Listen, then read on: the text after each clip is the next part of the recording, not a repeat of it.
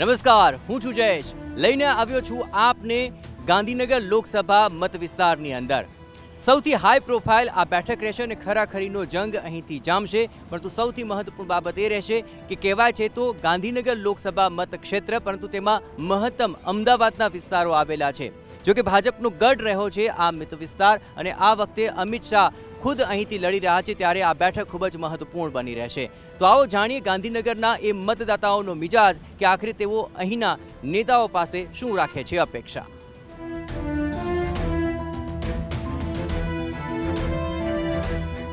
ગાંધીનગર લોકસભા ક્ષેત્રની અંદર વેજલપુર વિસ્તાર આવે છે અને અહીંના જે રહીશો છે તેમની સાથે વાતચીત કરીશું. બા, આપનું નામ શું છે? ચંદ્રિકાબેન.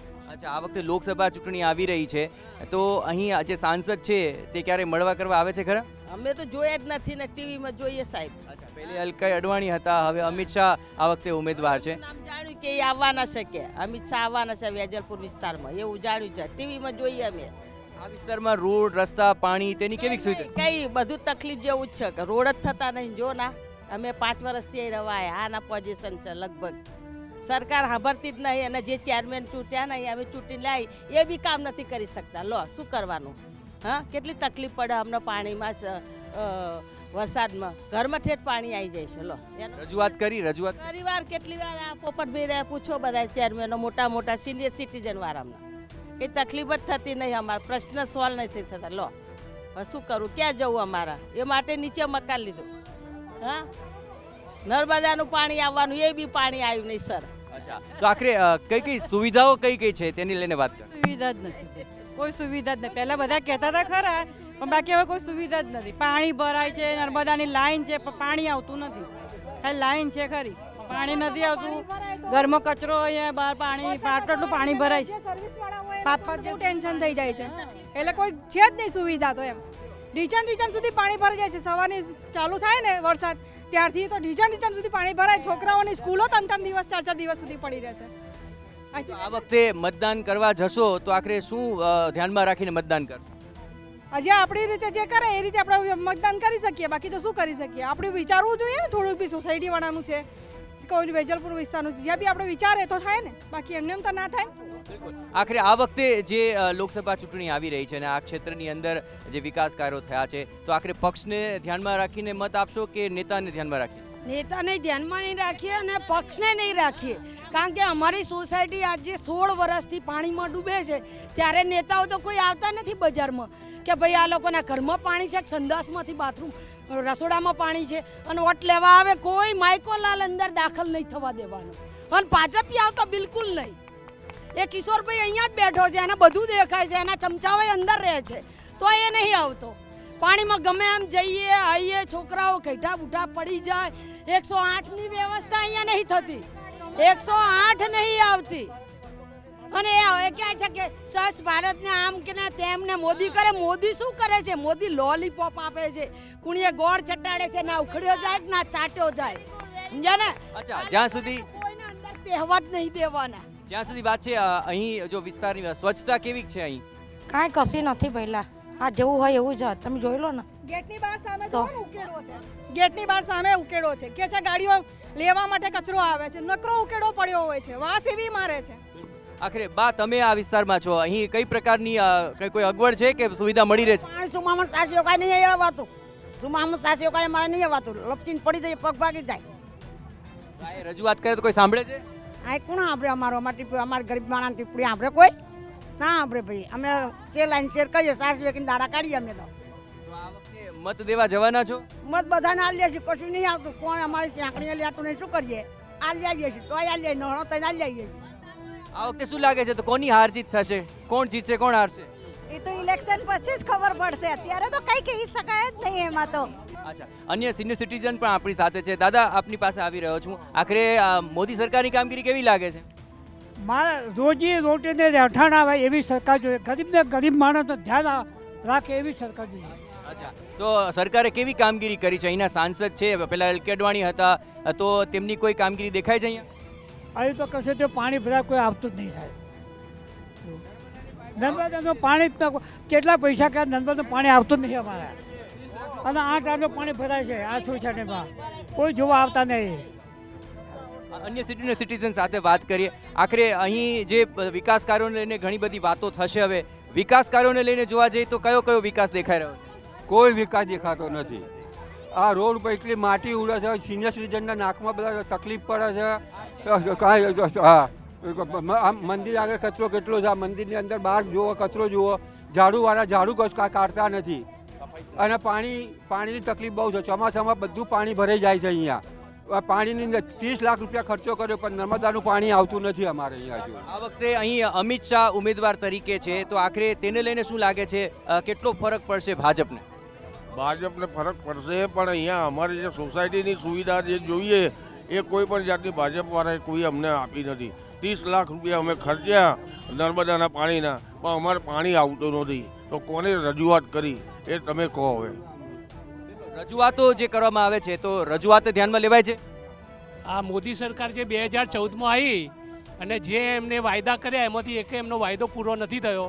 એક તો 370ની કલમ એ હટાવવાની વાત હતી, પછી 15 લાખ રૂપિયા દરેકના ખાતામાં આપવાની હતી, રામ મંદિર બનાવવાનું હતું. એક વાયદો પૂરો નથી કર્યો ને એ બેઝ ઉપર એ સરકાર ઉપર આવે. એટલે મારું એવું માનવું છે કે પરિવર્તન જરૂરી છે. એર સ્ટ્રાઇકની વાત કરી રહ્યા છે તો તેને લઈને કંઈ તો સૈનિકો જે લશ્કર છે એનું કામગીરી છે, એને કરવાની જ છે. એમાં એમને કોઈ થોડો હાથ છે. કોઈ બી સરકાર હોય તે કરવાનું હોય તો કરે જ. લોકો ફક્ત મતની જરૂર હોય છે ત્યારે જ અહીં આવે છે, બાકી પોતાનો સ્વાર્થ સિદ્ધ કરી લે છે, પણ લોકોના કામ નથી થતા તેવો એક સૂર અત્યારે લોકોના આ બાબતો ઉપરથી ખ્યાલ આવી રહ્યો છે. આખરે આ ગાંધીનગર લોકસભા ક્ષેત્રના અન્ય વિસ્તારોમાં પણ જઈએ અને ત્યાં છે શું હાલ તે પણ જાણવાનો પ્રયત્ન કરીએ.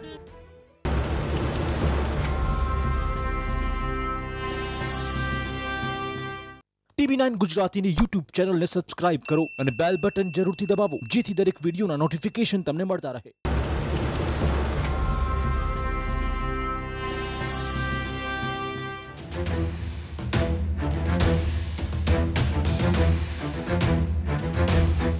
ગાંધીનગરના અકબર ભવન વિસ્તારની અંદર અમે આવ્યા છીએ અને અહીં ચા પીતા પીતા લોકો સાથે વાતચીત કરી અને અહીંનો આ વખતે લોકસભામાં શું માહોલ છે તેને લઈને પણ તેમની સાથેથી જ જાણીએ. આખરે અત્યારે જે ચૂંટણીનો માહોલ છે ગાંધીનગરની અંદર, હવે અમિત શાહનું નામ જાહેર થયું છે, કોંગ્રેસમાંથી પણ ઉમેદવારનું નામ જાહેર થવા જઈ રહ્યું છે, પણ સુવિધાઓને લઈને, વિકાસને લઈને ગાંધીનગરની અંદર આપણે શું જોવા મળી રહ્યું છે?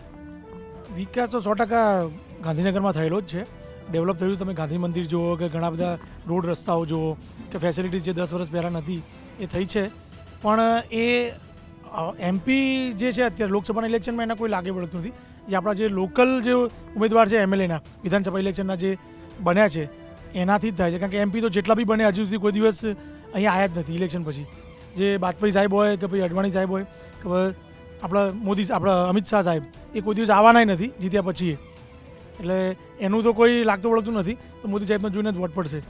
જ્યાં સુધી વાત છે આખરે હાઈ પ્રોફાઇલ બેઠક છે અને હાઈ પ્રોફાઇલ બેઠક ઉપર સૌ કોઈની અપેક્ષા પણ વધારે હોય છે, તો એ જણાવો કે અત્યાર સુધી હવે એવા કયા કામ બાકી રહ્યા છે આ ગાંધીનગર લોકસભા ક્ષેત્રમાં જે થવા જોઈએ? ગાંધીનગર લોકસભા ક્ષેત્રની અંદર તો એવું છે કે પહેલાંથી અહીંયા સેન્ટ્રલ છે અને ગુજરાતનું હબ છે, એના માટે થઈને બધા કાર્યો તો મોસ્ટલી થયેલા જ છે. પણ લોકલ લેવલ પર કોઈ જો એમપી અહીંયાથી ચૂંટાયેલો હોત તો કદાચ સારું હતું. કારણ કે આ દર વખતે ગાંધીનગર સીટ એવું છે કે ભાજપની સિક્યોર સીટ છે, એટલે બહારથી જે પણ ઉમેદવાર એમને જીતાડવાના હોય છે એમને ઇમ્પોર્ટ કરીને અહીંયા મૂકી દેવામાં આવે છે. તો એ છે મેઇન તો કારણ. બિલકુલ. ગયા વખતે 2014માં ચાય ઉપર ખૂબ ચર્ચા ચાલી. આ વખતે હવે ચોકીદાર કેમ્પેન લઈને આવ્યા છે, તો આખરે એ ચોકીદાર કેમ્પેન આપને શું લાગી રહ્યું છે, કેટલું સક્સેસફુલ જશે? ચોકીદાર કેમ્પેન તો કંઈ સક્સેસ જેવું કંઈ છે નહીં. બટ આમાં હવે જે પ્રમાણે મારા મિત્રએ કીધું કે હાઈ પ્રોફાઇલ બેઠક અને બહારથી ઉમેદવાર અહીંયા આવીને વિન થઈ જાય છે, તો લોકલ ઉમેદવાર વિન થવો જરૂરી છે, જેથી એને લોકલ માણસ પણ એને કનેક્ટ કરી શકે છે અને એમની જોડે કોઈ એવા કામ હોય કે જેની જરૂરિયાત હોય એ બધાનું સોલ્યુશન લાવવા માટે લોકલ માણસની જરૂર છે. અને જે એક વખત અહીંથી ચૂંટાઈને જાય છે, બીજી વખત નથી આવતા, બીજી વખત બીજા ઇલેક્શન દરમિયાન જ અહીંયા દેખાય છે, તો એવું જરૂરી નથી કે અહીંથી ચૂંટાઈને બીજા સ્ટેટમાં એમને આઉટ ઓફ સ્ટેટ જ વર્ક કરવાનું છે. એમને લોકલ સીટ ઉપરથી ચૂંટાયા છે તો લોકલ કામ કરવાના છે, એ હેતુસર એમને અહીંયા રહેવું જરૂરી છે. તો લોકલ ઉમેદવાર જ જીતવા જોઈએ અને લોકલ ઉમેદવારને જ અહીંયા ટિકિટ આપવી જોઈએ એવું મારું માનવું છે. આ વખતે પાટનગરમાં હંમેશા અપેક્ષા લોકોને રહેતી હોય છે કે ઘણી બધી યોજનાઓ તો અહીંથી બને છે પરંતુ તે સાકાર થાય અને લોકો સુધી યોજનાઓ પહોંચે, એવો કોઈ માહોલ દેખાઈ રહ્યો છે ખરા કે યોજનાઓ લોકો સુધી પહોંચી છે? યોજનાઓમાં તો કેવું છે કે હવે હું ગાંધીનગરની જ વાત કરું તો ગાંધીનગરનો વિકાસ રોડ રસ્તાથી થયો છે, પણ એનું જે હબ કહેવાય ઇલેક્ટ્રોનિક્સ ઝોન GIDC એમાં 10% ઇન્ડસ્ટ્રી પણ અત્યારે ચાલુ નથી, એટલે બેરોજગારીના પ્રશ્ન છે. સેકન્ડ, રોડ રસ્તાના વિકાસની પાછળ જે વૃક્ષોનું નિષેધન થયું છે અને 10 વર્ષ પહેલાં જે ગાંધીનગર ગ્રીન સિટીનું બિરદું હતું જેનું, એ આજ ટોપ 25 સિટીમાં પણ નથી. એ હાલત ગાંધીનગરની આ લોકોએ કરીને મૂકી દીધી છે. અને જ્યાં સુધી ભાજપના ગઢની વાત છે તો ગાંધીનગર વિધાનસભા હંમેશા કોંગ્રેસ તરફ રહી છે, પણ લોકસભામાં શું છે, અમદાવાદના શહેરી વિસ્તારો આવરી લેવામાં આવે છે ગાંધીનગરના, એટલે આ સેફ સીટ ભાજપ માટે થઈ ગયા છે અને હંમેશા અહીંયા આયાતી ઉમેદવાર જ આવ્યા છે. આજે ફેર અમને આશા હતી કે કોઈ લોકલ ઉમેદવાર મળશે. અમિતભાઈની દ્રષ્ટિએ મળ્યા, પણ એ પણ શું છે, હવે રાષ્ટ્રીય કક્ષાએ જ રમવાના છે રાજકારણ, તો એ અહીંયા લોકલ લેવલે એવું કંઈ કામમાં આવવાના નથી. બિલકુલ. તો આખરે સમસ્યાઓ તો ઘણી બધી છે પણ વિકાસ પણ થયો છે, પરંતુ સૌથી મોટી વસ્તુ એ છે કે આખરે ચાયની ચર્ચા તો છે જ, પણ સાથોસાથ ચોકીદાર કેમ્પેનને લઈને હવે જોવાનું રહેશે કે આ લોકસભા ક્ષેત્રની અંદર કોની જીત થાય છે અને અહીંથી જો અમિત શાહ પણ ઊભા રહ્યા છે તો તેની અસર અન્ય લોકસભા બેઠકો પર કેટલી થાય છે તે પણ જોવાનું રહેશે. ગાંધીનગરના અન્ય ક્ષેત્ર પર પણ જઈએ અને ત્યાં પણ જાણીએ મતદાતાઓનો વિચાર છે.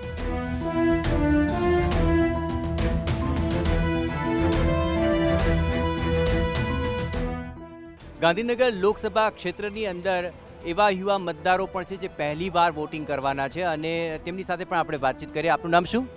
ભાવેશ. અચ્છા, પહેલી વાર વોટિંગ કરવા જઈ રહ્યા છો તો આખરે શું નેતા જોઈને વોટ આપશો, પક્ષ જોઈને આપશો કે પછી તેમના કામ જોઈને? નેતા જોઈને આપીશું, કારણ કે અત્યારે સારું કામ તો મોદી જ કરી રહ્યો છે, તો મોદીને જ આપીશું પહેલો વોટ તો. જ્યાં સુધી વાત છે આખરે વિકાસના કાર્યો ગાંધીનગર લોકસભા ક્ષેત્રની અંદર કરવા જોવામાં આવે તો કયા કયા એવા કામો છે કે જે તમને ગમે છે? જેવી રીતે વિકાસના જોવા જઈએ તો એને મોદીએ જો કર્યું છે, જેમ કે રોડ બનાવ્યા છે, બધી રીતે સારું જ કામ કર્યું છે, કરપ્શનને લઈને બધી રીતે જોવા જઈએ. એટલે જે એર સ્ટ્રાઇક કરી તેને લઈને શું કહેશો? એર સ્ટ્રાઇક તો જે કરી છે બરોબર જ કર્યું છે, કારણ કે આવું જે નિર્ણય લેવો એ સામાન્ય વસ્તુ નથી. આવો નિર્ણય કોઈ ના લઈ શકે. એક મોદી જેવો એક નેતા સારો લઈ શકે કે એક્સ સ્ટ્રાઇક કરવી. હું નથી માનતો કે કોંગ્રેસ આવો કોઈ નિર્ણય લઈ શકે. કોંગ્રેસ ખાસ કરીને કાગરોડ કરી રહી છે ચોકીદાર ચોર છે તેને લઈને, તો ચોકીદાર ચાલશે કે જશે? ચોકીદાર શ્યોર બેસ્ટ ચાલશે. 2019માં પણ ચોકીદાર જ આવશે શ્યોર. સોશિયલ મીડિયામાં ટ્વિટરમાં જુઓ, ઇન્સ્ટામાં જુઓ કે કોઈ બી જગ્યાએ જુઓ કે ચોકીદાર તરીકે એમને નામ લખેલું છે. એવી રીતે મેં બી રાખેલું છે ચોકીદાર ભાવેશ પટેલ, એવી રીતે તરીકે મેં બી એનું હેશટેગ કરેલું છે. હા. મોદી સરકારની કઈ કામગીરી ગમે છે આપને? ફર્સ્ટ તો કે એમનો જે લુક છે એ બહુ પ્રભાવશાળી છે. કોઈ પણ ઓપોર્ચ્યુનિટી હોય તો દરેક ઉપર એ સક્સેસ રહે છે. કોઈ પણ હોય, દેશને એક એવો જ વ્યક્તિ જોઈએ કે જે કોઈ પણ પ્રભાવશાળી કોઈ ડિસિઝન લેવાનો હોય તો ત્યારે સક્સેસ થઈ શકે. જેમ કે એર સ્ટ્રાઇક છે, સર્જિકલ સ્ટ્રાઇક છે, એવા અમિત શાહ અહીંથી ગુજરાતથી લડી રહ્યા છે, તેનાથી કેટલો ફરક પડશે? બહુ જ બધો ફરક પડશે, બહુ જ. युवाओं खासम खासा फर्क पड़ता है. अच्छा, मोदी सरकार की कामगिरी के बारे में क्या कहेंगे? इस बार किसकी हार जीत होगी? पता नहीं, हार जीत का पता नहीं, लेकिन जो अच्छा काम करेगा उसे हम वोट देंगे. अच्छा, पहली बार वोट करने जा रहे हैं? हाँ, पहली बार. अच्छा, वोट जब करेंगे तो क्या ध्यान में रखेंगे? नेता को ध्यान में रखेंगे, पक्ष को ध्यान में रखेंगे, देश को ध्यान में रखेंगे? देश को. राफेल के बारे में और बहुत से बारे में भी आरोप प्रत्यारोप हो रहे हैं. क्या चौकीदार चोर हैं या फिर श्योर हैं कि वो फिर से आएगा? चौकीदार चोर नहीं है, ऐसा लगता है मुझे. फिर से किसकी सरकार बननी चाहिए? बीजेपी की. તો આખરે જોવા જઈએ તો યંગસ્ટર્સ છે તેમાં એક વાત તો ચોક્કસપણે અત્યારે જોવા મળી રહી છે કે એર સ્ટ્રાઇક હોય, એમ્પ્લોયમેન્ટ હોય કે પછી એજ્યુકેશન હોય, તેમાં આ સરકારની કામગીરી અત્યારે તેમને પ્રશંસનીય લાગી રહી છે. કેમેરા પર્સન દીપક સેન સાથે જયેશ પારકર, TV9 ગાંધીનગર.